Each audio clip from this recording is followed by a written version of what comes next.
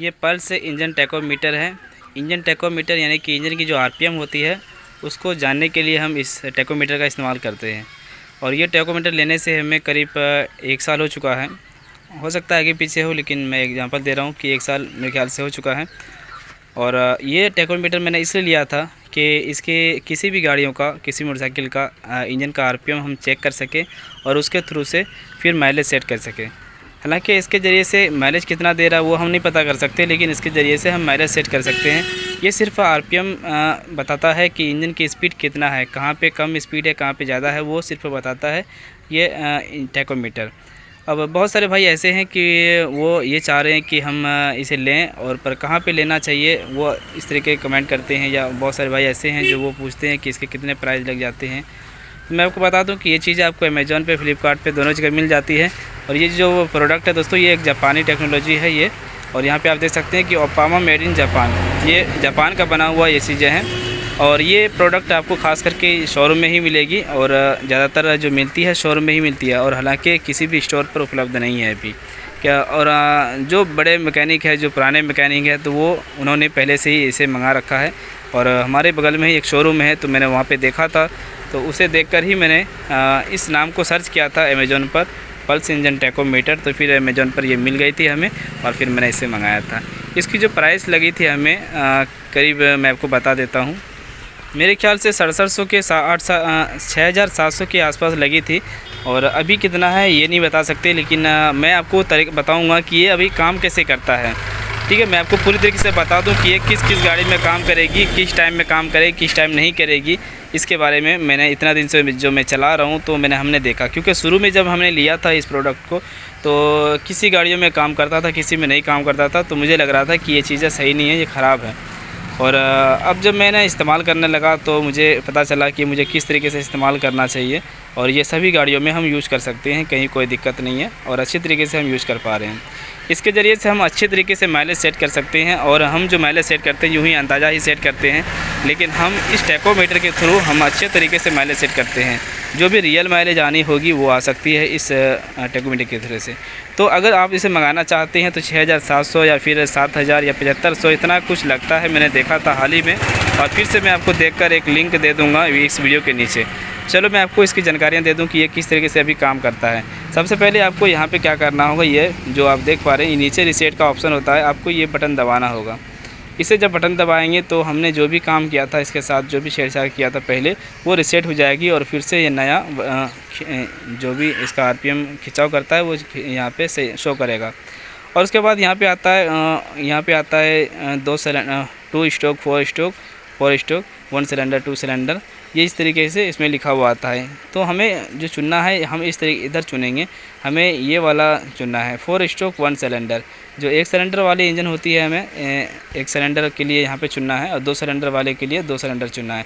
2 cylinder वाले में क्या होता है कि 2 स्पार्क प्लग लगी हुई होती है, 2 नोजल 2 प्लग होती है, अलग अलग होती है, तो उसके वजह से दिया जाता है। ठीक है, तो ये फ़िलहाल जो काम करता है दोस्तों, ये एक करंट की मदद से काम करता है। जैसे कि ये स्पार्क प्लग यहाँ पे लगा हुआ है, तो इसके करंट के थ्रू से ये काम करता है। इसके अंदर कोई सेंसर लगा हुआ है जो वो इसके करंट को शो करता है। इसकी जो करंट होगी, ये कितना स्पीड में चल रही है, इसकी जो आरपीएम कुछ वहाँ से हम इसके जैसे कि मैग्नेट में आप देखते हैं कि एक चुम्बक टाइप का ऊपर से एक लोहे का पार्ट होता है। जैसे आप स्प्रिंग की मैं आपको दिखा दूँगा वो क्या चीज़ होती है। जैसे कि इसमें पिकअप कॉइल होती है, और उसके ऊपर एक छोटा सा लोहा सा बना हुआ होता है, तो वो एक टाइमिंग होता है। आरपीएम वही बताता है कि गाड़ी की इंजन कितने स्पीड में चल रही है, वहीं से आरपीएम को चेक किया जाता है। और पल्सर बाइक में तो आरपीएम मीटर होता है, और हम इसमें जैसे कि जिसमें भी आरपीएम मीटर नहीं है तो हम इसके थ्रू से चेक कर सकते हैं। अभी मैं इस गाड़ी को स्टार्ट करूँगा तो इसके इंजन कितना स्पीड में चल रही है वो ये बता देगा। ठीक है, स्टार्ट कर गाड़ी। देखिए मैंने गाड़ी को स्टार्ट किया, और इसकी स्पीड को हम चेक करेंगे। अब देखिए हमने जो यहाँ पे आरपीएम मीटर रखा है, तो इसमें स्पीड यहाँ से शो कर रहा है। देखिए ये हमने रखा है, तो ये आरपीएम बता रहा है, इंजन की जो स्पीड है ये बता रहा है। छोड़, हम जैसे रेस छोड़ देते हैं तो ये 900 के करीब में इंजन की स्पीड है।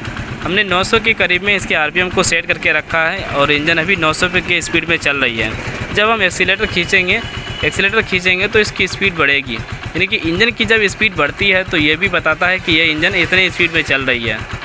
तो हम जैसे कि रेस खींच पा रहे हैं, तो रेस खींचते ही स्पीड बढ़ाते ही ये 3500 के करीब आ चुकी है। तो ये बता रहा है इंजन की स्पीड को। और ये जो स्पीड बता रहा है तो ये जो स्पीड बता रहा है दोस्तों, ये करंट की मदद से, इससे वायरिंग में जो करंट आता है, इस स्पार्क प्लग में जो करंट आता है उसके हिसाब से ये बताता है कि इतना स्पीड में चल रही है। अब इसके ज़रिए से हम माइलेज कैसे सेट करते हैं, माइलेज सेट कैसे करते हैं, इसके लिए तो मैंने कई सारे वीडियो बना के रखा है, लेकिन मैं आपको फिर भी बता दूं कि इसका फ़ायदा आपको बहुत सारे होने वाली है। 4 उंगली के दूरी पर हम अगर हम इसे रखते हैं तो ये काम करने लगता है। आप इसको ऐसे सटा के भी रख सकते हैं, देखिए इसको इस तरीके से भी रख सकते हैं। और बहुत सारे मोटरसाइकिल ऐसे हैं जो अब अगर हम इसको ऐसे सटाएँगे तो वो सही मीटर नहीं बताता, वो ज़्यादा बताने लगता है। अगर थोड़ा दूर हम करेंगे तो फिर सही रिजल्ट बताने लगता है, हमने ये देखा है। तो हर बाइक में थोड़ा अलग अलग किस्म का ये RPM टेकोमीटर काम करता है। चलो मैं आपको बताता हूँ कि इसका माइलेज कैसे सेट किया जाता है। यहाँ पे मैं बाइक को स्टार्ट करूँगा और ये है प्लग का तार, इसी प्लग के तार के साथ हमें रखना है, इसके करीब में रखना है इस टेकोमीटर को। और गाड़ी स्टार्ट करने के बाद जितनी भी RPM होगी उससे हमें ज़्यादा RPM करना है। ये होगा RPM स्पीड स्क्रू है, इससे हम इंजन की स्पीड को बढ़ाते हैं। और फिर ये जो होता है साइड में, ये होता है एयर स्क्रू, इसके ज़रिए से हम एयर को सेट करते हैं। अंदर से जो एयर फिल्टर के ज़रिए से जो हवा आती है, एयर आती है, वो एयर इस पेट्रोल से साथ मिक्स होके ये अंदर की हो जाती है हेड में। तो हम जो सेट करते हैं वो एयर को सेट करते हैं, ना कि माइलेज को सेट। एयर को जब हम सेट करेंगे, सही जगह पे सेट करेंगे, तो फिर उसके ज़रिए से माइलेज भी सेट हो जाती है। मैं बाइक को स्टार्ट करता हूँ, देखता हूँ कि गाड़ी अभी कितने RPM में है।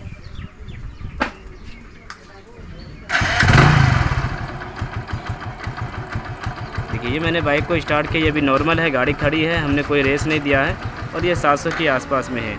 अभी ये गाड़ी बिल्कुल ठंडी है, इसी वजह से 700 के आसपास में है। और ये गाड़ी जब थोड़ी सी गर्म हो जाएगी तो ये 800 करीब आ जाएगी। अब देखिए अभी गाड़ी खड़ी है, मैंने कोई रेस नहीं दिया है, लेकिन अब इसकी जो RPM है वो बढ़ चुकी है, क्योंकि इंजन गर्म होने के बाद थोड़ा RPM बढ़ जाता है।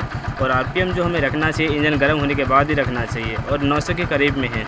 अभी जो BS6 बाइक आती है उसमें 1400 के आसपास में RPM रहता है। अब हमें करना है ये देख सकते हैं, इससे कनेक्ट है, इसकी ये सेंसर के जरिए से खिंचाव करता है, इस वायर के थ्रू काम करता है। यहाँ से मैं RPM को बढ़ाऊँगा, ये मैं यहाँ से जैसे बढ़ाऊँगा उसके बाद ये 3000 के करीब हमें स्पीड ले जाना है। उसके बाद फिर हम इस नट को टाइट करेंगे। इस नट को जो हम टाइट करेंगे, पहले मैं आपको दिखा दूँ। इस नट को जैसे हम जो एक राउंड बोलेंगे, हमारा जो एक राउंड होता है ये होता है इस तरीके से। ये वाला जो इस पेचकस का जो आप मुँह देख रहे हैं, इस वाले पार्ट को अगर हम घुमा के ऐसे ऊपर ले आएंगे, ये एक राउंड हो जाती है, ठीक है। जैसे कि मैं आपको दिखा दूँ, जैसे कि ये इस पेचकस को हम ऐसे घुमाएंगे, ये एक राउंड हो गया। इस तरीके से हमें 3 राउंड के आसपास में हमारे सेटिंग करना होता है। मैं पहले इंजन की RPM को बढ़ाता हूँ।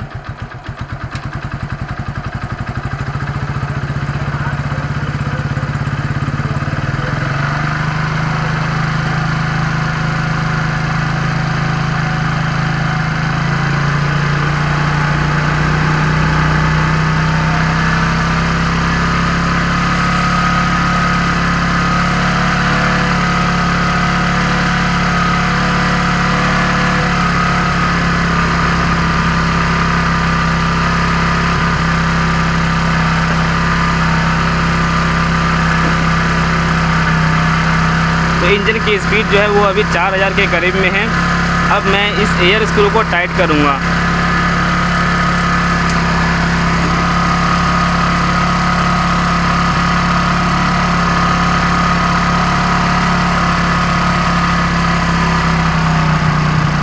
जैसे ही हम इसे फुल टाइट करेंगे तो गाड़ी बंद हो जाएगी। देखिए ये गाड़ी बंद हो गई। ये इसलिए बंद हो गई कि इसकी जो एयर है वो ब्लॉक हो चुकी है। यहाँ पे एयर पेट्रोल को जो खिंचाव करने के लिए जो एयर हो जाता है अंदर की ओर, वो बंद हो गई, इसीलिए ये गाड़ी बंद हो गई। अब यहाँ से हमने जो टाइट किया तो एयर अंदर नहीं जाने लगी, इसीलिए गाड़ी बंद हो गई। अब इसको हम लूज करेंगे। जैसे हम लूज करेंगे तो एयर जो हवा है वो अंदर की ओर जाएगी और फिर ये गाड़ी स्टार्ट रहेगी। तो ये मैंने फुल टाइट किया, ये देखिए ये फुल टाइट किया। इससे ज़्यादा ये नहीं होगी अगर हम करना चाहें तो। अब यहाँ से हमें क्या करना है, ये एक राउंड हमें लेना है इस तरीके से,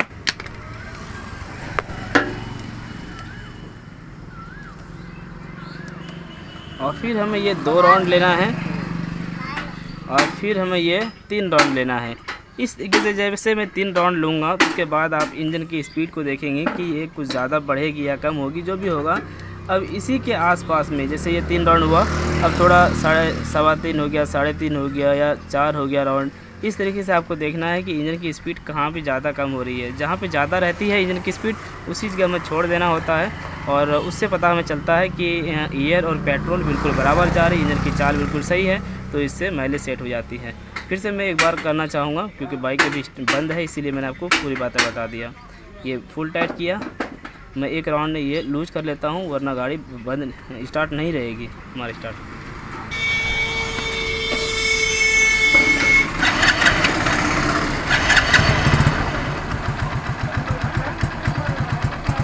ये दूसरा राउंड है, मैंने दूसरा राउंड लूज किया।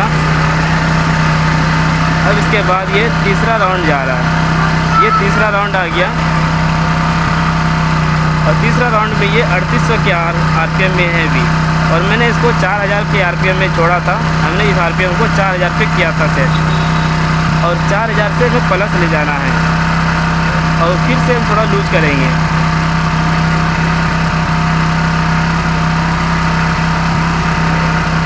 देखिए ये चौथा राउंड हो गया।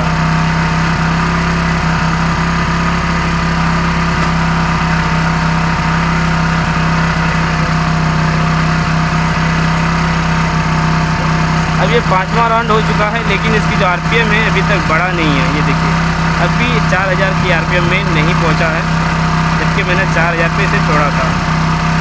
तो हम क्या करेंगे, थोड़ा और टाइट करेंगे, अब लूज नहीं करना है इससे ज़्यादा। इससे ज़्यादा अगर लूज करते हैं तो कुछ भी फ़र्क नहीं पड़ता है।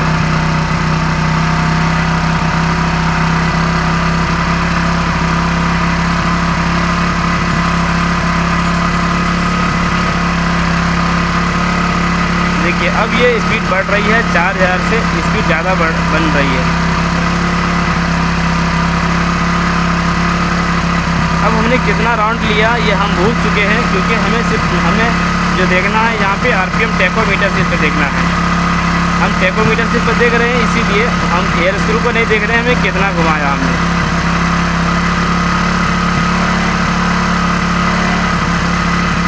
फिर से मैं लूज कर रहा हूँ थोड़ा।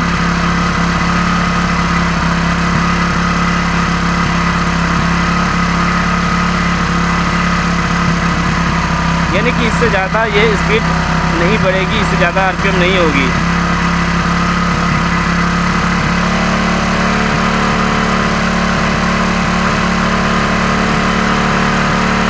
तो भाई देख सकते हैं इसी जगह आरपीएम हाई हो चुकी है, देख सकते हैं। और मेरे हिसाब से यहाँ पे एयर और पेट्रोल की मिक्स अब सही हो चुकी है। यहाँ पे मैंने 4 राउंड लूज करके फिर जब देखा कि आरपीएम में कोई बदलाव नहीं आ रही है, तो वापस मैंने एक राउंड टाइट कर दिया, 3 राउंड पे ले आया, और फिर 3 राउंड के बाद फिर से मैं थोड़ा लूज़ किया, और लूज़ करने के बाद ही हम उसी जगह 3.5 के आसपास, या 4 से पहले या 3 के बाद, इसी बीच में ये आरपीएम सेटिंग हुई। आगे देखते रहिए, और हम इसका स्पीड को कम करेंगे।